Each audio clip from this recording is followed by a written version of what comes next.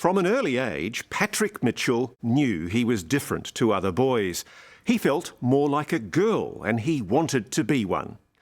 When he was 12, a doctor diagnosed him with gender dysphoria, a recognised condition where a person is born one sex but thinks they're another. Of course, Patrick's mum, Ali, wanted the best for her child, and to help him transition to live life as a girl, she took the drastic action of giving her now daughter hormone replacement drugs. But a few months ago, the unthinkable happened. 14-year-old Patrick changed his mind. I'm really into oversized clothes recently. What about some of this vintage clothing here? Yeah, that can be nice. I like this. It's a summer morning in London's Camden Market, and Australian teenager Patrick Mitchell is busy hunting for bargains. Would you wear T-shirts? No, not really. I can't really wear them right now. He's after new clothes to match his old life. You've been a boy and a girl. Mm-hmm. I guess. What's it like? Well, I don't know. You kind of have an image of what being a boy and being a girl is like, but when you actually experience it, it's very different. It's nice to be able to buy shoes now because I couldn't buy the women's shoes because I'm too big. Born a boy, Patrick spent the last 2 years living as a girl. Do you need shoes for school? Now, at 14, he's decided he's a boy after all. Something like this, yeah. But there's a constant reminder of his life as a female. Tell me if you're uncomfortable, but you've grown breasts, haven't you, as a result of the hormone therapy that you were being given? Yeah, so I just started developing like a girl would, and which was the thing that I wanted at that time, but now that's not so helpful. Ali is Patrick's mother. She moved to London with him a month ago to give him a fresh start. But before he goes to school here in England, she's taking drastic action to have her young son's breasts surgically reduced. Took you on that when you were little anyway. Ali wants to warn other parents what can go wrong when doctors misdiagnose a child as transgender.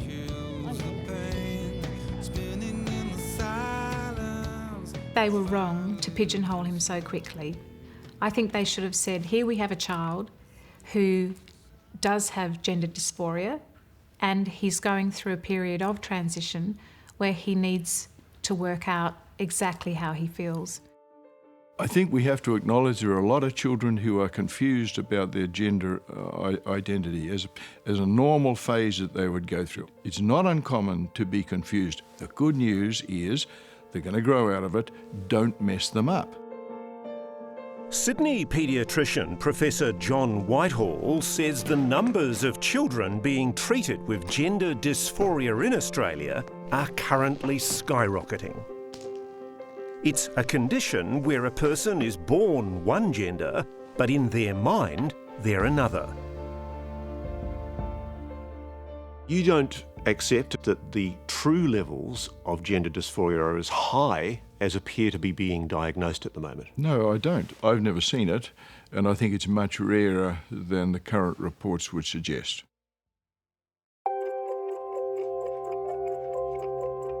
Single mum Ali Mitchell has always known her little boy was different. Even when he was young, 3 and 4, he would dress up in girls' clothes, and at one stage he did say to me that could he be taken to the doctor to be made into a girl.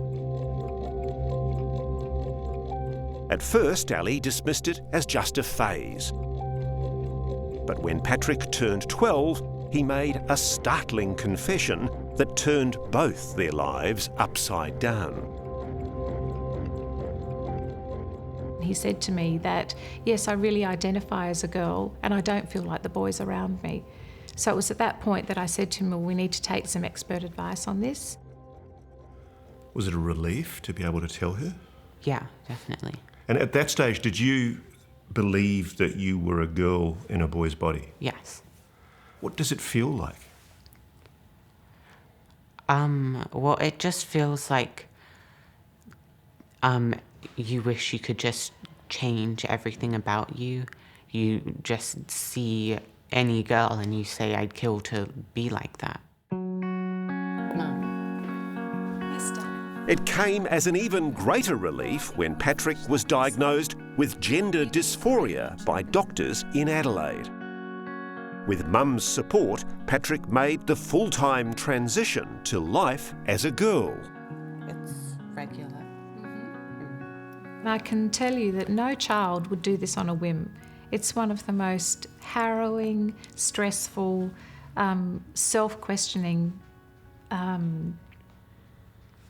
experiences you can have. It was quite a private thing for you, wasn't it? Yeah. Which is why it's very brave of you to speak to us, and we're very grateful for that. But what were you doing at home? You were using a girl's name, and you were wearing girls' clothes. Yeah. I felt inside that I was a girl. I didn't feel physically that I was a girl, but I felt like I was on the right track to becoming a girl. But growing taller and more masculine by the day, Patrick felt he was in a race against time, or he would be male forever. So when puberty hits, bodies change, boys get hairier, Yeah. voices deepen. Were you scared of that happening? Yeah. In the shower, I'd just get out the shower and walk past the mirror. I wouldn't really look at myself because it would just upset me. Were you getting depressed? Yeah. I would just kind of wonder if I really needed to be alive.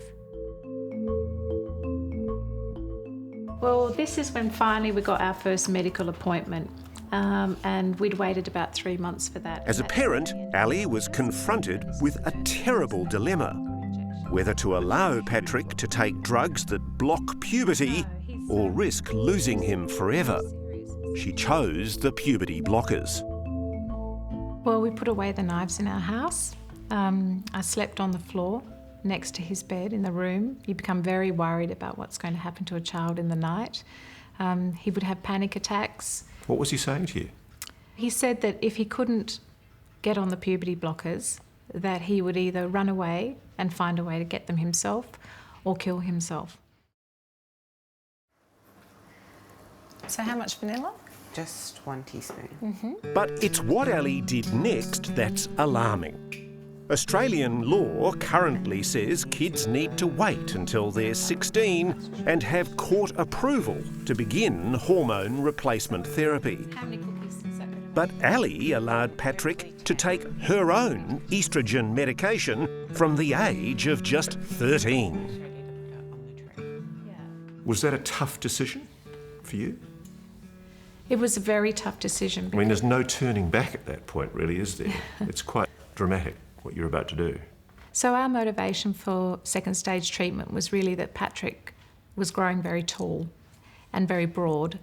And one thing that estrogen will do is halt the bone growth to more of a girl pattern of growth. So we were wanting to fuse his bone growth so that we could reduce his height a little bit and also soften his features. It's this decision that's most controversial, because the changes to Patrick's body are permanent.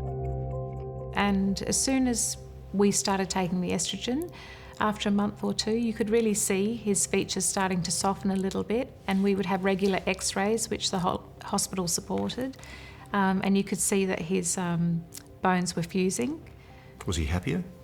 Having access to the estrogen was a huge step for Patrick. It was part of the solution to get to the goal, which at that time he had been diagnosed as transgender. He had accepted that diagnosis and he was on a pathway to create a life for himself as a female.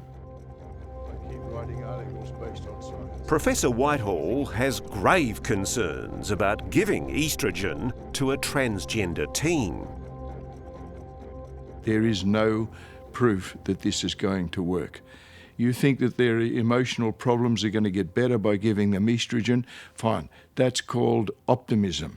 It's not called scientific method. So I think the whole thing is experimental in that sense. everything. Ali was prepared to take that risk to help her son become her daughter. But earlier this year, Patrick, now 14, stunned his family with a dramatic decision. He wasn't sleeping, and I said to him, are you anxious about something? Is something on your mind? And he just looked me in the eye and said, I'm just not sure that I am a girl. I'm not sure I understand. Like, one minute you're really convinced you're a girl. Yeah. And then you think, well, I'm happier being male. Mm-hmm. Well, what happened? I guess I just realized that I could be happy without completely changing who I am.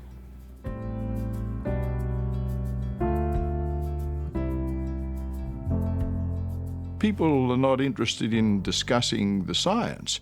We've all got to believe that there's no such thing as a boy or a girl, that we're all somewhere in between. Now, I don't believe that. Professor Whitehall has been pilloried by some in the transgender community for arguing that the vast majority of children diagnosed with gender dysphoria aren't actually transgender at all. The good news is that in all the major articles, these children will revert to the natal sex through puberty. What we should do then is have confidence in the statistics and not mess the child up along the way. Can you understand, though, that if a child is genuinely gender dysphoric, it's incredibly distressing for that child to go into puberty? I can understand that, yes. And so that's the good news. The good news is, statistically, this child is going to grow out of it. You've gone from boy to girl to boy. And in that journey, there were people who accepted your gender dysphoria. Were they wrong? Were those experts wrong? I think they took their knowledge and applied it to what I was going through at that time. And they, to the best of their knowledge, thought that I was transgender. Was it a mistake, though? No, because that's what I needed at that time. Now that Patrick's sure of his male gender, there's one last thing he needs to take care of. Surgery to reduce the breasts he developed while taking his mum's estrogen medication. How important is the surgery? I think it's probably the final step in getting me back to being normal. So what are you looking forward to doing? I guess I look forward to being able to not have to wear baggy clothes and being able to go swimming and play sports. The surgery is so controversial, Patrick and his mum will need to travel to South Korea, one of the few countries where doctors are willing to perform such a procedure on a 14-year-old boy.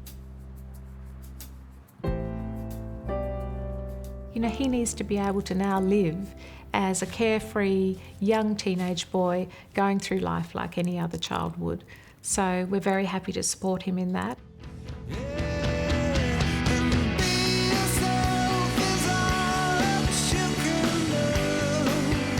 It's a huge step. But after losing Patrick once, Ali says she's prepared to try whatever's best for her son. Means a lot to me.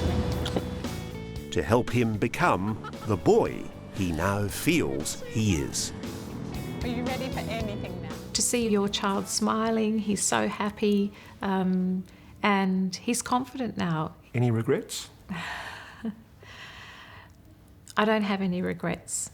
You don't make any of these decisions lightly along the way. I'm sorry that he was confused and for the dark times, but I'm really happy with who he is today.